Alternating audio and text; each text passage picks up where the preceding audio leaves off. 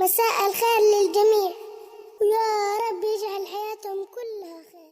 ایک ہمارے دوست ہیں، بزرگ ہیں، وہ بڈھے ہو گئے ہیں کافی، تو بچوں کی ساری شادیاں ہو چکی ہیں، لاہور میں رہتے ہیں وہ. تو ایک دن مجھے رو کے کہنے لگے کہ آپ کبھی بیان میں یہ بھی کہیے گا. میں نے کہا جی کیا؟ کہنے لگے سارے دی گلاں کر دو، کدی ساڈی بھی کر دو.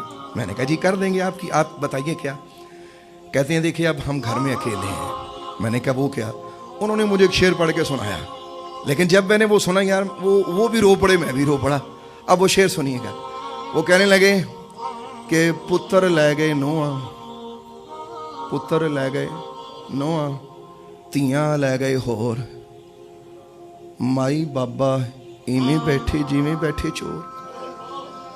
وہ جب بات کی آپ یقین کرے اور کہتے ہیں یار کلے بیٹھے ہیں، تنہائی کھا گئی، نہ تیے نہ پتر.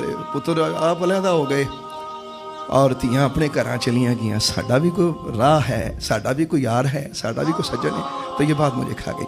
میرا صرف آپ سے ایک ہی محبت کا پیغام ہے، اگر جنہاں دی ماما زندہ نے یار ماما کو بیٹھیا کرو، انہاں دے درد سنیا کرو. جنہاں دے باپ زندہ نے ابے کو بہ کے، والد کو بہ کے وہ دی گل سنیا کرو. ایک باری پیار نال انہوں جفی پا کے ابا جی تھوڑا بیٹا پچھلیاں معافی، کوئی دل دی گل کہنی. نہیں تو آپ جانتے نہیں ہیں، خدا کی قسم آپ کو ملنے کے لیے قبرستان جانا پڑے گا. پھر آپ کو اس دن پتہ لگے گا کہ میری ماں تھی اور میرا باپ تھا.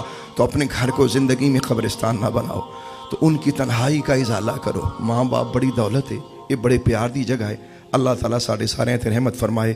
تو ماں بیچاری انتظار کر دیئے، اے زندگی بھی انتظار ہی کر دی ہوں دی، اوے میرا پتر نہیں آیا. ساری زندگی بچے دا انتظار کر دی رہی، اج بیچاری قبر وچ بھی کہن دی ہائے میرا پتر مینوں ملن نہیں آیا. جایا کرو یار، ماں باپ کے قریب ہو جاؤ.